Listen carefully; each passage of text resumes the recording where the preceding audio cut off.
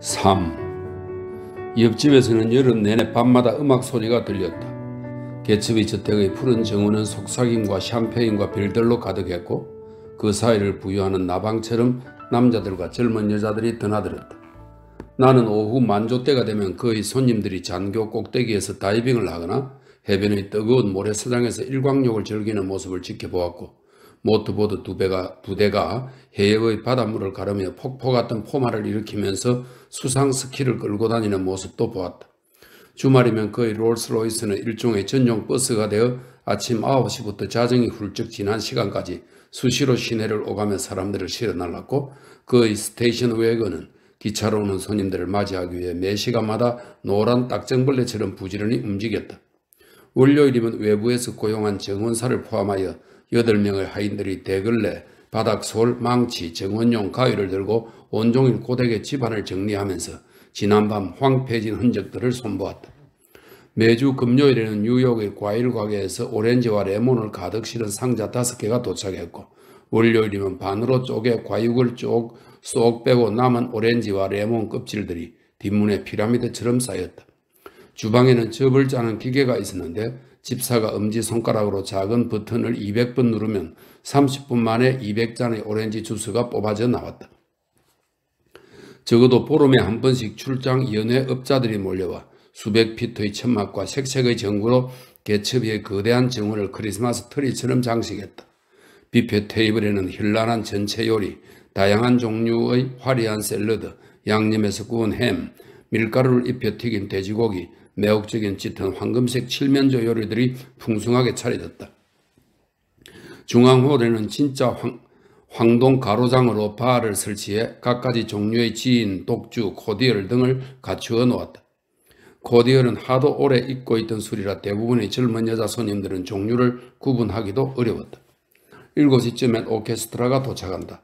악기 5개로만 편성된 시시한 악단이 아니라 오보에 트롬본, 색소폰, 비올, 코네, 피콜로, 저음과 고음의 소리가 가능한 드럼까지 갖춘 완벽한 오케스트라다. 마지막까지 해변에서 수영을 즐기던 사람들은 이 점 돌아와 위층에서 옷을 갈아입는다. 뉴욕에서 온 자동차들은 진입로 안쪽 깊숙한 곳까지 5개 벌어 주차되고 홀과 응접실과 베란다는 원색의 옷에 최신 유행하는 희한한 스타일의 단발머리를 하고 고대 카스티아 왕국은 꿈도 꾸지 못할 최고급 셔올로 꾸민 여자들로 벌써부터 북적인다. 바는 문전성시를 이루고 칵테일 쟁반들의 허공을 둥둥 떠다니며 야외 정원 구석까지 돌면 마침내 대화 소리와 웃음소리, 가벼운 빈정거림, 그 자리에서 잊어버릴 자기 소개, 서로 이름도 몰랐던 여자들끼리의 열광적인 수다로 분위기는 활기를 띈다. 지축이 기울어지자 태양빛이 멀어져 불빛은 더욱 선명해졌고 역 오케스트라가 선정적인 라운지 음악을 연주하자 오페라 가수처럼 질러대던 사람들의 목소리는 점점 더욱 높아진다. 시시각각 들려오는 웃음은 점점 헤퍼져 누군가의 가벼운 한마디에도 까르르 터져 나온다. 무리를 이루는 사람들은 점점 빨리 바뀌고 새로 도착한 사람들로 채워졌다가 흩어지나 싶으면 순식간에 다시 모여든다. 벌써부터 주위를 배회하는 사람들이 생기고 대담한 아가씨들은 비교적 한 곳에 차분하게 자리 잡은 신사들 사이를 누빈다. 그들은 모임의 중심이 되어 짜릿하고 신나는 순간을 만끽하고는 끊임없이 변하는 불빛 아래에 휙휙 바뀌는 사람들 얼굴과 목소리와 빛깔들 사이를 환희에 들떠 미끄러지듯 움직인다. 오팔 장신구를 짤랑거리던 집시 한 명이 문득 허공 위에서 칵테일 한 잔을 붙잡더니 호기롭게 바닥에 쏟아붓고는 프리스코처럼 손동작을 하며 천막 무대 위로 올라가서 혼자 춤을 춘다. 한순간 침묵이 흐르지만 오케스트라 단장은 친절하게도 이내 그녀의 춤에 맞추어 리듬을 바꾼다. 곧이어 그녀가 풍자긋 폴리쇼에 등장하는 질다 그레이의 대역이라는 헛소문이 돌자 주인은 한바탕 술렁대기 시작한다. 바야흐로 파티가 시작된 것이다. 내가 개츠비의 집을 처음 방문한 날 밤 나는 정식으로 초대받은 몇 안 되는 손님 가운데 하나였을 것이다. 사람들은 초대를 받지 않아도 그 집에 갔다. 그들은 롱아일랜드로 향하는 자동차를 집어타고 무작정 개츠비의 집 앞에 내리는 것이다. 일단 도착하면 개츠비를 아는 누군가에 의해 소개되고 그런 다음에는 놀이공원에 어울리는 행동규칙에 따라 움직였다. 이따금 그들은 개츠비를 만나지도 않고 돌아가는데 그런 단순한 마음이 파티에 참석하기 위한 나름의 입장 티켓이 되었다. 나는 정식으로 초대를 받았다. 토요일 아침 일찍 청록색 제복을 입은 그의 운전기사가 우리 집 잔디밭을 가로질러 와서 주인이 보낸 지극히 형식적인 초대장을 전해주었다. 그날 밤 그의 집에서 열리는 조촐한 파티에 참석해 주신다면 무한한 영광이 될 것이다. 여러 번 나를 보았는데 오래전부터 방문하고 싶었지만 사정이 여의치 않아 그러지 못했다는 내용이었다. 초대장 밑에는 위험 있는 필체로 J. 개츠비라고 서명이 되어 있었다. 나는 하얀 플란렌 정장을 차려입고 7시가 조금 지나서 그의 잔디밭으로 건너가 소용돌이처럼 휩쓸며 다니는 낯선 사람들 사이를 다소 거북해하며 어슬렁거렸다. 통근 열차에서 마주친 얼굴도 곳곳에서 보이긴 했지만 말이다. 나는 이내 꽤 많은 절 영국인들이 여기저기 흩어져 있는 모습에 깜짝 놀랐다. 그들은 모두 잘 차려입었지만 모두 조금은 허기진 듯 보였고 또 모두 실속 있고 부유한 미국인을 상대로 낮고 진지한 목소리로 이야기를 나누고 있었다. 무언가를 팔고 있는 게 분명했다. 채권이나 보험이나 자동차였을 것이다. 어쨌든 그들은 쉽게 돈 벌 방법이 지천에 늘렸다는 사실에 고통스럽게 눈을 떴고 말만 잘하면 그 돈이 전부 자기 차지가 되리라고 확신했다. 나는 도착하자마자 주인을 찾으려 했다. 그런데 두세 사람에게 그가 어디에 있느냐고 물었을 때 모두들 경악하는 표정으로 나를 빤히 바라보면서 그의 행방에 대해 전혀 아는 바가 없다고 격렬하게 부인하는 것이었다. 그 바람에 나는 칵테일 테이블 쪽으로 슬그머니 물러서야 했다. 혼자 온 남자가 혼자 온 것처럼 보이지 않는 것, 할 일 없이 빈둥대는 것처럼 보이지 않으면서도 한참 동안 어슬렁거릴 수 있는 곳은 정원에서 이곳뿐이었다. 차라리 잔뜩 마시고 취해버려 이 지독한 어색함에서 벗어나려던 참에 조던 베이커가 눈에 띄었다. 그녀는 저택에서 나와 대리석 계단 맨 위에 서서 몸을 약간 뒤로 젖히며 경멸과 흥미가 뒤섞인 눈빛으로 정원을 내려다보고 있었다. 이때쯤 나는 지나가는 사람에게 다정한 말이라도 한마디 붙여보려면 좋든 싫든 아무나 하고 붙어 다녀야 한다는 걸 알게 되었다. 안녕하세요. 나는 그녀에게 다가가면서 크게 소리쳤다. 내 목소리가 정원을 가로질러 비정상적으로 크게 울리는 것 같았다. 당신이 올지도 모른다고 생각했어요. 내가 다가가자 그녀가 멍한 표정으로 말했다. 옆집에 사신다고 했던 말이 기억나서. 그녀는 이제부터 당장 나를 돌봐주겠다고 약속이라도 하려는 것처럼 냉담하게 내 손을 잡더니 계단 밑에 서 있는 두 여자의 이야기에 귀를 기울였다. 그들은 둘 다 노란 드레스를 입고 있었다. 안녕하세요. 두 여자가 동시에 큰 소리로 인사했다. 당신이 이기지 못해서 아쉬워요. 골프 선수권 대회 이야기였다. 조던은 지난주 결승전에서 패했다. 우리 한 달 전쯤에 여기에서 만났어요. 노란 드레스를 입은 두 여자 가운데 한 명이 말했다. 당신은 우리를 모르겠지만요. 그 사이에 머리카락을 염색했군요. 조던이 말했다. 그러나 내가 걸음을 옮기자 아가씨들도 아무렇지 않게 따라서 이동하는 바람에 조던의 말은 연회 담당자의 바구니에서 나오는 이런 저녁 식사처럼 성급하게 뜬 딸에게 건넨 셈이 되어버렸다. 조던은 황급빛으로 그을린 가나다란 팔을 내 팔에 감았고 우리는 함께 계단으로 내려가 정원 주위를 한가로이 거닐었다. 허공을 떠돌던 칵테일 쟁반이 석양을 가로질러 우리 앞에 멈추었다.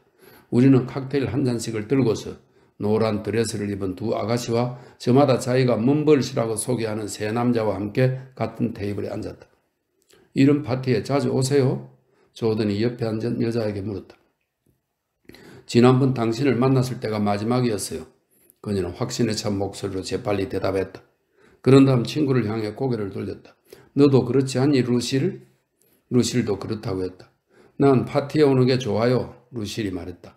행동에 신경 쓸 필요가 전혀 없어서 그냥 즐기기만 하면 되거든요. 지난번에 이곳에 왔을 땐 드레스가 의자에 걸려 찢어진 거예요. 그랬더니 그 사람이 내 이름하고 주소를 묻더라고요.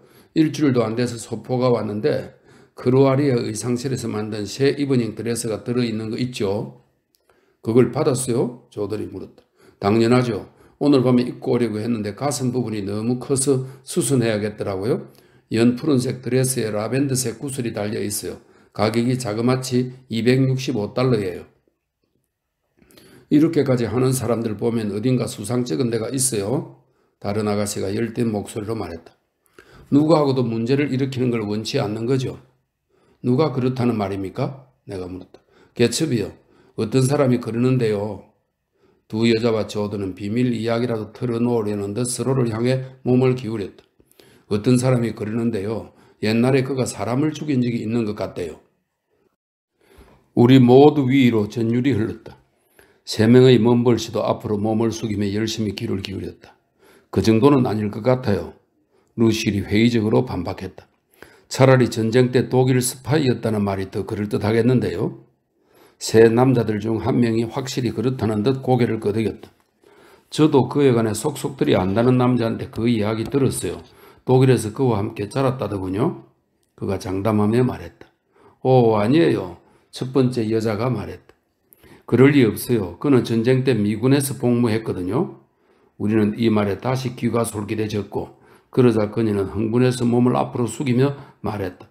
아무도 자기를 보고 있지 않다고 생각할 때 그 사람 표정을 한번 보세요. 장담컨대 그는 사람을 죽인 게 분명해요. 그녀는 두 눈을 가늘게 뜨고 몸을 떨었다. 루실도 몸을 떨었다.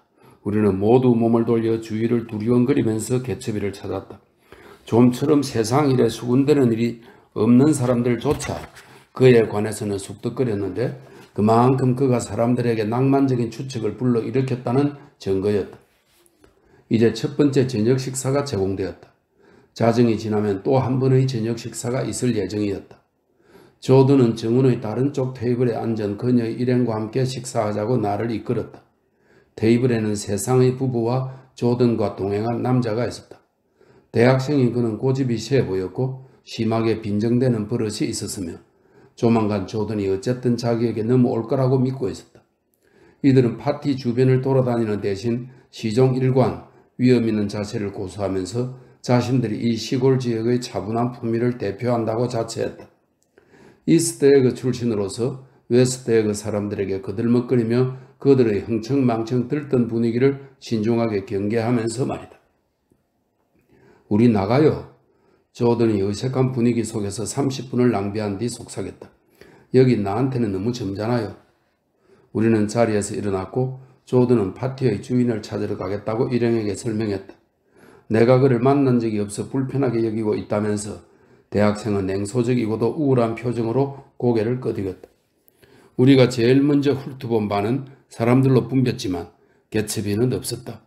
조던은 계단 맨 위로 올라갔지만 그를 발견하지 못했고 베란다에도 그는 없었다. 혹시나 해서 어느 어리어리한 문을 열고 고딕 양식으로 꾸민 천장이 높은 서재로 들어가 보았다. 서재는 조각이 새겨진 영국산 참나무 판으로 장식되었는데 아마도 외국의 어느 유적지에서 통째로 실어온 것 같았다. 건장한 중년 남자가 올빼미 눈처럼 생긴 커다란 안경을 끼고 제법 취한 상태로 커다란 테이블 모서리에 앉아서 흐릿한 정신을 모으며 책장들을 응시하고 있었다. 우리가 들어서자 남자는 획 돌아앉더니 조던을 머리부터 발끝까지 찬찬히 뜯어보았다. 어떻게 생각하십니까? 그가 대뜸 물었다. 뭘 말씀입니까? 그는 책장을 향해 손을 흔들었다. 저것들 말이에요. 사실 굳이 확인할 필요도 없습니다. 내가 이미 확인했거든요. 저것들은 다 진짜예요. 책 말씀인가요? 그가 고개를 끄덕였다. 100% 진짜입니다. 페이지도 다 있고 나머지도 전부 다 있어요. 난 그럴듯하게 책처럼 만든 튼튼한 마분지일 거라고 생각했어요. 그런데 정말로 완벽한 진짜인 겁니다. 페이지도 다 있고 여기요. 제가 보여드리죠. 그는 우리가 당연히 의심할 거라 여기며 서둘러 책장으로 가서 스토드드 강령집 1군을 가지고 돌아봤다. 보십시오. 그가 의기양양하게 외쳤다. 진짜 인쇄물이란 말입니다. 저는 깜빡 속았지 뭡니까? 이 남자 완전히 벨라스코 저리 가라니까요. 대단한 승리입니다. 어쩌면 이토록 철두철미할 수 있을까요? 이것이야말로 진정한 리얼리즘 아닙니까? 적정한 정도가 어디쯤인지도 알고 있어요. 페이지를 칼로 자르지도 않았단 말입니다. 그나저나 여기 무슨 일로 오셨습니까? 뭐 찾는 거라도 있습니까? 그는 내 손에서 책을 잡아채고는 벽돌 하나가 빠지면 서재 전체가 무너질지도 모른다고 중얼거리면서 얼른 책꽂이에 다시 꽂았다. 그런데 누가 당신들을 데리고 왔죠? 그가 물었다.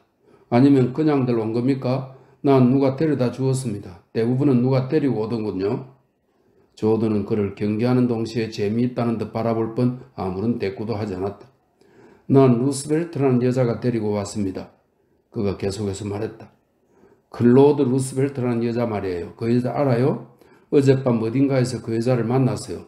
난 오늘까지 거의 일주일 내내 술에 취해 있었어요. 그래서 생각했지요.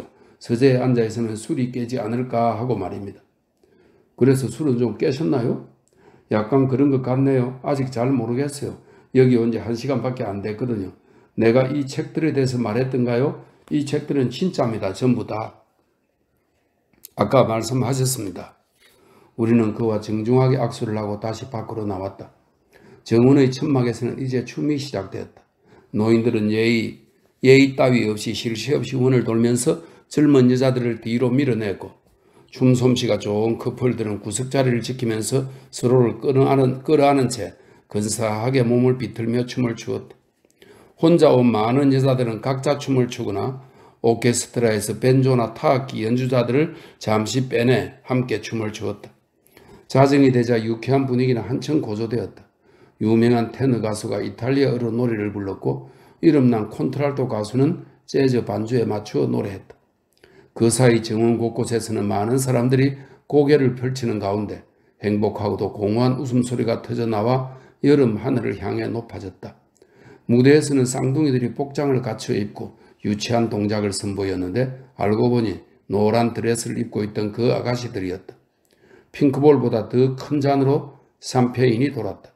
달은 더 높이 떠올라 해협에 비친 모습이 마치 쇠목골의 은빛 비늘 같았고 잔디밭에서 딱딱하게 음을 뜯기며 약하게 공명하는 벤조 소리에 맞추어 가늘게 떨고 있었다.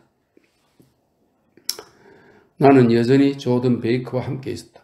우리가 앉은 테이블에는 내 또래 남자와 작고 수선스러운 여자가 있었는데 이 여자는 별것 아닌 이야기에도 걷잡을 수 없이 웃음을 터뜨렸다. 나는 이제야 파티를 즐기기 시작했다. 핑크볼 잔으로 샴페인 2잔을 마셨더니 눈앞에서 벌어지는 장면들이 무언가 의미있고 중요하며 심오한 모습으로 바뀌었다. 잠시 흥이 가라앉은 사이에 테이블에 앉은 남자가 나를 보며 미소를 지었다. 얼굴이 낯이 익네요. 그가 정중하게 말했다. 혹시 전쟁 때 1사단에 소속되지 않으셨나요? 아, 네. 제28 보병대에 있었습니다. 저는 1918년 6월까지 제16 보병대에 있었어요. 어쩐지 전에 어디에서 뵌 것 같다는 생각이 들었어요. 우리는 축축하게 젖은 회색의 작은 프랑스 말들에 대해 잠시 이야기를 나누었다. 바로 얼마 전에 수상 비행기를 샀는데 내일 아침 시운전을 할 예정이라고 말하는 걸 보아 그는 이 근처에 사는 게 분명했다. 저하고 함께 타시겠어요, 친구? 해협 바로 옆 해변 근처에서요. 몇 시에요? 아무 때나 당신이 편한 시간에요. 그 이름을 막 물어버리는데 조던이 주위를 둘러보며 미소를 지었다. 이제 좀 즐거워 보이네요? 그녀가 물었다. 많이 좋아졌습니다. 나는 새 친구를 향해 다시 고개를 돌렸다. 저에게는 이런 파티가 좀 생소합니다. 아직 집주인 얼굴도 못 봤거든요. 저는 바로 옆에 삽니다. 나는 손을 들어 저쪽 보이지 않는 울타리를 가리켰다. 이 개첩이라는 남자가 그의 운전기사 편으로 초대장을 보냈지요. 그는 이해가 되지 않는 듯한 표정으로 잠시 나를 보았다. 제가 개첩인데요. 그가 느닷없이 말했다. 뭐라고요? 나는 소리를 질렀다. 일은 실례했습니다. 아시는 줄 알았어요, 친구. 제가 주인 노릇을 제대로 못했나 봅니다. 그는 충분히 이해한다는 듯한, 아니 이해심이 차고 넘치는 듯한 미소를 지었다. 영혼이 변치 않을 확신 같은 것이 느껴지는 평생 4-5번 발견할까 말까 한 흔치 않은 미소였다. 일순간 온전하고 영원한 세계를 마주한 혹은 마주한 듯한 미소였고 이제는 나에게 무조건적인 호감을 갖게 되어 오직 내게만 온 마음을 집중하겠노라고 말하는 듯한 미소였다. 내가 이해받고 싶은 만큼 나를 이해하고 내가 스스로를 믿고 싶은 만큼 나를 믿어주는 미소였으며 내가 사람들에게 드러내고 싶은 최대한 좋은 인상을 정말로 갖고 있다고 확신시켜주는 미소였다. 하지만 바로 그 순간 그 미소가 호련히 사라져버렸다. 내 눈앞에는 우아하게 차려입은 31-32살의 젊은 놈팡이 공들여 격식을 차린 말투 덕분에 우스꽝스러운 티를 간신히 벗어난 놈팡이 하나가 있을 뿐이었다. 나는 그가 자신을 소개하기 전까지는 아마도 신중하게 단어를 고르고 있었으리라는 인상을 강하게 받았다. 개츠비 씨가 자신의 정체를 밝히던 때와 거의 동시에 집사가 그에게 급히 다가와 시카고에서 전화가 와 있다고 알렸다. 그는 우리들 각각에게 차례로 가볍게 머리를 숙이며 실례한다고 인사했다. 뭐든 필요한 게 있으면 얼마든지 요청하세요, 친구. 그가 나에게 강하게 권했다. 그럼 실례하겠습니다. 나중에 다시 뵙죠. 그가 떠나자마자 나는 곧장 조던을 향해 몸을 돌렸는데 그 바람에 내가 무척 놀랐다는 걸 그녀에게 확인시키는 셈이 됐다. 나는 개츠비 씨가 혈색 좋고 몸집이 좋은 중년 남자일 거라고 생각했던 것이다. 저 사람 뭐하는 사람입니까? 내가 따져 물었다. 어떤 사람인지 아세요? 그냥 개츠비라는 사람이죠. 내 말은 어디 출신이냐고요? 무슨 일을 하지요? 드디어 당신도 이 문제에 관심을 보이는군요. 그녀가 희미하게 미소를 지으며 대답했다. 글쎄요. 언젠가 나에게 자기가 옥스퍼드 출신이라고 하더군요.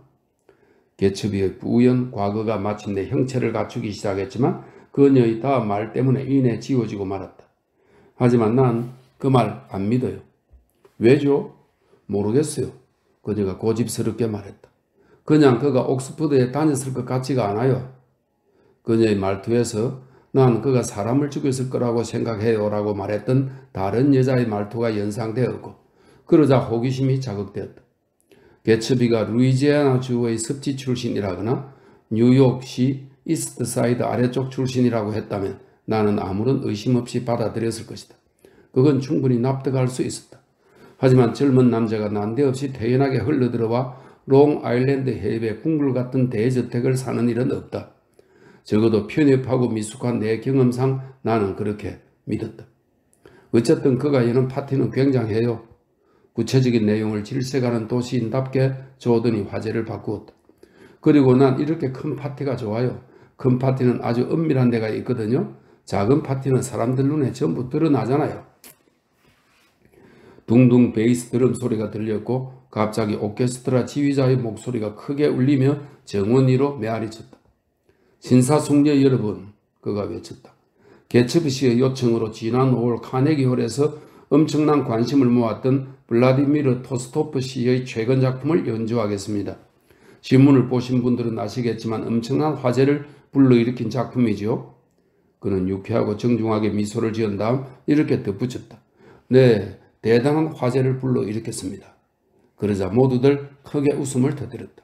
작품 제목은 블라디미르 토스토프의 세계 재즈의 역사입니다. 그가 활기차게 말을 맺었다. 내 귀에는 토스토프 씨의 작품이 잘 들어오지 않았다.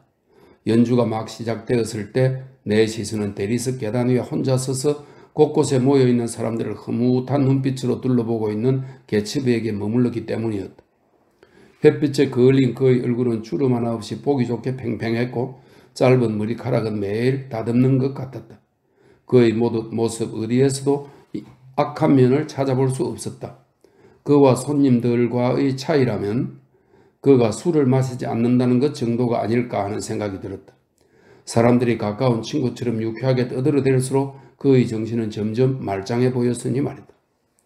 세계 재즈의 역사가 끝나자 어떤 여자들은 파티의 분위기에 들떠 강아지처럼 남자들 어깨 위에 머리를 얹었고 어떤 여자들은 누군가 잡아줄 거라고 기대하며 장난스럽게 몸을 뒤로 젖혀 남자들 품이나 심지어 주변 사람들 한가운데로 쓰러졌다. 그러나 개츠비를 향해 쓰러지는 사람은 아무도 없었고 프랑스식 단발머리를 한 여자들 중 누구도 개츠비의 어깨에 머리를 얹지 않았으며 삼삼오오 모여 노래하는 사람들 가운데 누구도 개츠비와 함께 노래하지 않았다. 실례합니다. 개츠비의 집사가 문득 우리 옆에 나타났다. 베이크 양? 그가 물었다. 실례합니다만 개츠비 씨가 단둘이 이야기를 나누고 싶어 하십니다. 나하고요? 그녀가 놀라서 외쳤다. 네, 마담. 그녀는 놀라서 나를 향해 눈살을 찌푸려 보이며 천천히 자리에서 일어나 집사를 따라 저택으로 향했다. 나는 그녀가 이브닝 드레스뿐 아니라 모든 드레스를 마치 운동복처럼 입는다는 걸 알았다. 그녀는 맑고 상쾌한 아침에 골프 코스 도는 법을 처음 배우는 사람처럼 경쾌하게 몸을 움직였다. 나는 혼자가 됐고 거의 2시가 다 되어가고 있었다. 테라스 위로 돌출된 창이 쭉 늘어선 기다란 방에서는 한동안 분명치는 않았지만 무언가 흥미를 끄는 소리들이 흘러나왔다. 조던과 동행한 대학생은 이제 코러스걸 2명과 산부인과에 관한 대화에 열중하면서 나에게도 같이 어울리자고 청했고 나는 그를 피해 저택 안으로 들어갔다. 커다란 방은 사람들로 가득 차 있었다. 노란 드레스를 입은 여자들 중 한 명이 피아노를 치고 있었고 그 옆에서는 유명한 코러스 출신인 큰 키에 머리카락이 붉은 젊은 여자가 노래를 부르고 있었다. 그녀는 엄청난 양의 샴페인을 들이붓고는 노래를 부르는 동안 세상 천지가 슬프고도 슬프다는 터무니없는 결론을 내리며 아예 울면서 노래를 불렀다. 잠시 노래를 멈출 때면 숨을 헐떡이며 간간히 흐느끼다 다시 떨리는 소프라노로 노래를 계속했다. 두 뺨을 타고 눈물이 흘러내렸는데 펑펑 쏟아지는 것이 아니라 속눈썹에 그릉그릉 맺혀 있다가 새까만 눈물이 아래로 천천히 흘러내리며 검은 시내를 이루었다. 우스갯소리 좋아하는 사람들은 그녀가 얼굴에 그려진 악보에 따라 노래하는 것 아니냐고 말했고 그러자 그녀는 노래를 때려치우고 의자에 푹 주저앉더니 취한 채로 깊은 잠에 골아떨어졌다. 저 여자 아까 어떤 남자하고 싸우더라고요. 그 남자는 자기가 남편이라고 우기던데요. 내 옆에 있는 여자가 설명했다. 나는 주위를 둘러보았다. 남아있는 대부분의 여자들이 남편이라는 남자들과 싸우고 있었다. 조던과 함께 이스트 에그에서 온 두 쌍의 부부도 다투다가 뿔뿔이 흩어졌다. 남자들 가운데 하나가 젊은 여자 배우에게 호기심을 갖고 적극적으로 말을 걸었는데 그 아내가 처음엔 관심 없다는 듯 부미있게 웃어 넘기는 것 같더니 결국 완전히 이성을 잃고 그에게 공격을 가하고 말았다. 성난 다이아몬드처럼 틈틈이 불쑥불쑥 남편 곁으로 다가와 귀에다 대고 나하고 약속했잖아 라고 낮은 목소리로 쏘아붙인 것이다. 집에 가기를 꺼리는 건 제멋대로 굴리는 남자들만이 아니었다. 이제 호울은 유감스럽게도 술에 취하지 않은 두 남자와 잔뜩 화가 난 그들의 아내들이 차지했다. 아내들은 약간 격앙된 목소리로 서로의 처지를 위로하고 있었다. 우리 거인은 내가 좀 놀아볼까 하면 집에 가자고 난리예요. 그렇게 이기적인 소리는 내 평생 처음 들어보네요. 우리는 항상 파티에서 제일 먼저 일어나는걸요. 우리도 그래요. 그렇지만 오늘 밤엔 우리가 거의 마지막까지 남을 것 같은데. 남자들 중 한 명이 소심하게 말했다. 오케스트라도 30분 전에 벌써 떠났다고. 아내들은 자기 남편이 믿을 수 없을 정도로 심술궂다고 입을 모았지만 언쟁은 짧은 다툼으로 끝이 나고 두 여자 모두 발을 구르며 어둠 속으로 끌려나갔다. 내가 홀에서 하인이 모자를 가지고 오길 기다리고 있을 때 서재문이 열리고 조던 베이커와 개츠비가 함께 나왔다. 개츠비는 조던에게 마지막으로 더 이야기를 하고 있었는데 몇몇 사람들이 그에게 작별 인사를 하기 위해 다가오자 열성적이던 태도가 돌연 딱딱하게 굳어지며 격식을 갖추었다. 조던의 일행이 현관에서 급하게 그녀를 부르고 있었지만 그녀는 악수를 하느라 잠시 머뭇거렸다. 방금 아주 놀라운 이야기를 들었어요. 그녀가 속삭였다. 우리가 저 안에 얼마나 오래 있었지요? 글쎄요, 1시간쯤 되었을 겁니다. 정말 놀라운 이야기예요. 그녀가 을빠진 표정으로 반복해서 말했다. 하지만 말하지 않기로 약속했기 때문에 이렇게 당신을 감질나게 만들고 있네요.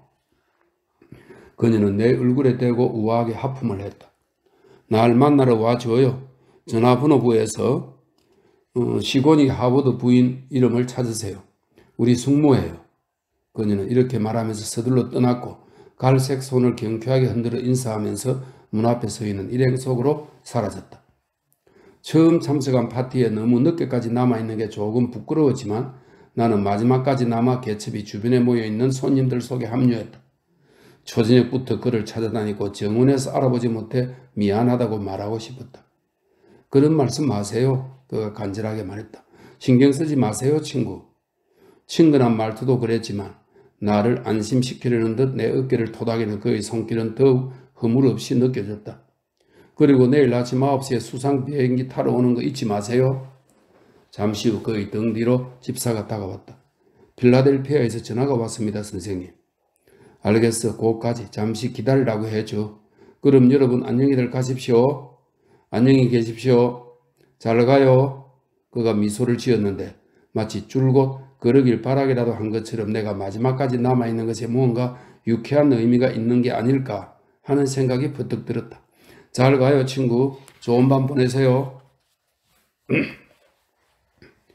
그러나 나는 계단을 내려오면서 이 밤이 아직 완전히 끝나지 않았다는 걸 알았다. 정문에서 50피트 떨어진 곳에서 10여 개의 자동차 헤드라이트가 기괴하고 무질서한 장면을 비추고 있었던 것이다. 신형 쿠페 자동차가 개츠비 저택의 진입로를 빠져나온 지 채 2분도 안 되어 바퀴 한쪽이 완전히 빠진 채 오른쪽 위가 들린 상태로 도로 옆 도랑에 처박혀 있었다. 바퀴가 빠진 이유는 벽에 날카롭게 튀어나온 부분 때문으로 짐작되는데 호기심 많은 운전자 대여섯 명이 지대한 관심을 갖고 이 광경을 쳐다보고 있었다. 그러나 이 차들이 도로를 꽉 막고 있었기 때문에 아까부터 뒤에서는 험악하고 신경질적인 경적이 울려대었고 그 바람에 가뜩이나 혼란스러운 장면은 더욱 아수라장이 됐다. 긴 더스트 코트를 입은 남자가 사고 차량에서 내리더니 도로 한가운데에 서서 쾌활하면서도 어리둥절한 표정으로 자동차에서 타이어에서 구경꾼들에게로 시선을 옮겼다. 자동차에서 타이어에서 구경꾼에게로 시선을 옮겼다. 이런 그가 말했다. 차가 도랑에 빠졌네. 그는 이 사실이 믿기지 않는다는 듯 놀란 표정이었다. 나는 처음엔 별 희한한 일도 다 보겠다고 생각하다가 이 남자가 누군지 기억이 났다. 아까 개츠비의 서재에서 보았던 그 손님이었다. 어떻게 된 일입니까? 그가 어깨를 으쓱해 보였다. 난 기계에 대해서는 완전히 문외한입니다. 그가 단호하게 말했다. 어쩌다 이렇게 된 거예요? 벽을 들이받은 겁니까? 묻지 마십시오. 올빼미 안경 남자가 이 일에 전혀 관여하고 싶지 않다는 듯 말했다. 운전이라면 거의 아는 게 없어요. 아예 모른다고 하는 게 맞습니다. 어쩌다 보니 차가 이렇게 되어버렸고 그게 내가 아는 전부라 말입니다. 이런 운전이 서투르면 밤에 운전하시면 안 되죠. 운전이라니요? 운전할 생각도 없었어요. 그가 화를 내며 말했다. 운전할 생각조차 없었다고요. 구경꾼들은 황당해하며 입을 다물었다. 자살이라도 하려고 한 겁니까? 바퀴 하나만 빠졌으니 망정이지 운전도 서툰 사람이 제대로 할 생각도 없었다니. 내 말을 이해 못하시네. 사고를 일으킨 남자가 말했다. 내가 운전한 게 아니라니까요. 차 안에 다른 사람이 더 있단 말이에요. 남자의 주장에 모두들 놀랐다. 그때 쿠페 문이 천천히 열리면서 아 하는 소리가 길게 들려왔다. 군중은 이제 그야말로 군중이 됐다. 군중은 자기도 모르게 뒤로 물러났고 마침내 자동차 문이 활짝 열리자 흡사 유령이라도 본 것처럼 주위는 잠시 침묵이 감돌았다. 이윽고 누군가가 창백한 얼굴에 축 느릿느린 몸을 아주 천천히 한 부분씩 사고 차량 밖으로 내밀더니 무용 신발처럼 생긴 커다란 신발을 신은 발로 머뭇 바닥을 디뎠다. 이 유령은 헤드라이트들이 환한 불빛에 눈이 부시고 쉴 새 없이 울려대는 자동차 경적 소리에 어리둥절해졌는지 잠시 몸을 가누지 못하고 비틀거리더니 마침내 더스트 코트를 입은 남자를 알아보았다. 무슨 일이야? 그가 차분하게 물었다. 기름이 떨어진 거야? 저걸 좀 봐요. 대여섯 개의 손가락이 자동차에서 튕겨져 나온 바퀴를 가리켰다. 그는 잠시 멍하니 그것을 응시한 다음 그것이 하늘에서 떨어진 게 아닌지 의심이라도 하는 듯 위를 올려다 보았다. 차에서 빠졌어요. 누군가가 말했다. 그는 고개를 끄덕였다. 난 처음엔 차가 멈춘 줄도 몰랐어요. 잠시 침묵이 흘렀다. 그런 다음 그는 숨을 길게 내쉬더니 어깨를 쫙 펴고 단호한 목소리로 말했다. 주유소가 어디에 있는지 누구 아는 사람 있어요? 적어도 10명이 넘는 사람들이 그 가운데 일부는 그보다 상태가 낫다고 볼 수도 없었지만 그에게 차에서 바퀴가 빠졌고 물리적으로 연결이 불가능하다고 설명했다. 차를 꺼내야겠네. 잠시 후 그가 의견을 말했다. 후진 기아를 넣어야겠어요. 하지만 바퀴가 빠졌다니까요. 그가 망설였다. 한번 해본다고 해댈 것 없잖아요. 그가 말했다. 악을 쓰듯 우르대는 경적 소리는 이제 최고조에 달했고 나는 이 모든 광경을 뒤로하고 잔디밭을 가로질러 집으로 향했다. 그러다 뒤를 한번 훌끗 돌아보았다. 웨이프 과자처럼 생긴 달은 여느 때처럼 밤을 부드럽게 만들며 개츠비의 저택을 비추었고 아직 환하게 불을 밝힌 개츠비의 정원의 웃음소리와 말소리보다 오래 머물렀다. 그때 문득 저택의 창문과 커다란 문에서 공허함이 흘러나왔고 현관에 서서 정중하게 손을 들어 작별 인사를 하는 집주인의 모습을 완벽한 고독으로 에워쌌다. 지금까지 쓴 내용을 읽어보니 아무래도 몇 주 간격으로 세 차례 밤에 일어난 사건들에 내가 온통 마음을 빼앗겼다는 인상을 주는 것 같다. 하지만 오히려 이 사건들은 사람들로 북적이는 여름이면 가볍게 일어날 법한 일에 불과했고 사실상 내 개인적인 일들에 밀려 한참 후까지도 내 관심을 거의 차지하지 못했다.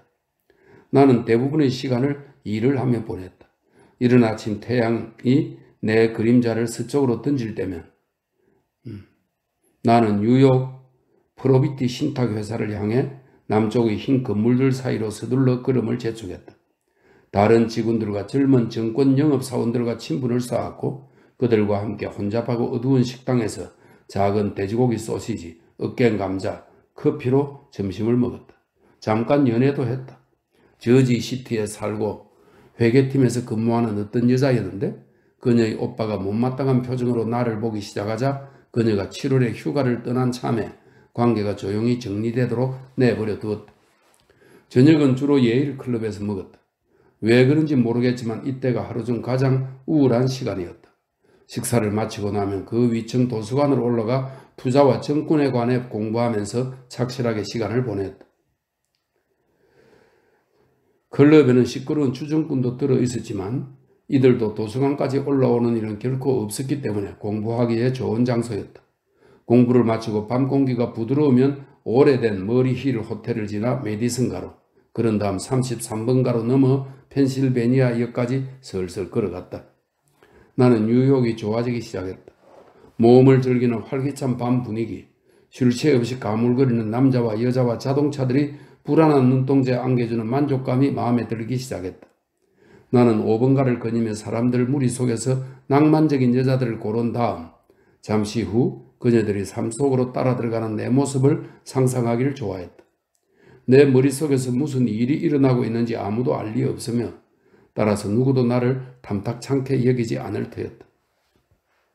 때로는 상상 속에서 아득한 길 모퉁이 아파트까지 그녀들을 따라가곤 했다. 그녀들은 뒤돌아 나를 향해 미소를 던지고는 문을 열어 따뜻한 어둠 속으로 희미하게 사라져갔다. 하지만 가끔은 매혹적인 대도시의 황혼 속에서 외로움에 사로잡혔고 다른 이들에게서도 그 외로움을 발견했다. 식당에서 쓸쓸히 먹을 저녁 식사 시간을 기다리며 창문 앞을 서성이는, 그리고 으스름한 거리에서 밤과 인생의 가장 쓰라린 순간들을 허비하는 가난하고 젊은 사무원들에게서 말이다. 다시 8시가 되어 40번가의 어두운 골목에 극장가로 향하는 택시들이 경적을 울리며 5겹으로 늘었을 때면 나는 의기소침한 기분이 들었다. 택시 안 사람들 형체는 차가 출발하길 기다리며 서로에게 몸을 기대고 노래를 부르고 들리지 않는 농담에 웃음을 터뜨렸고 불 붙인 담배들이 그 안에서 알아보기 어려운 몸짓을 그리고 있었다. 나도 그들처럼 유쾌한 어떤 일을 향해 서둘러 가고 있는 거라고, 그들처럼 은밀한 흥분을 느끼고 있다고 상상하면서 나는 그들의 행복을 빌었다.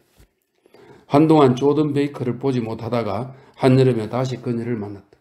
그녀는 골프 챔피언이라 모두가 그녀의 이름을 알았기 때문에 처음엔 그녀와 함께 이곳저곳을 다니면서 우쭐한 기분이 들었다. 그러다 그 이상의 감정이 생기게 됐다. 사랑까지는 아니었고 일종의 다정한 호기심이랄까? 세상을 향한 따분하고도 그만한 그녀의 표정에는 무언가가 감추어져 있었는데, 그 뒤에 이제 설명입니다. 대부분의 가식이 처음엔 그렇지 않더라도 결국엔 무언가를 감추기 마련이다.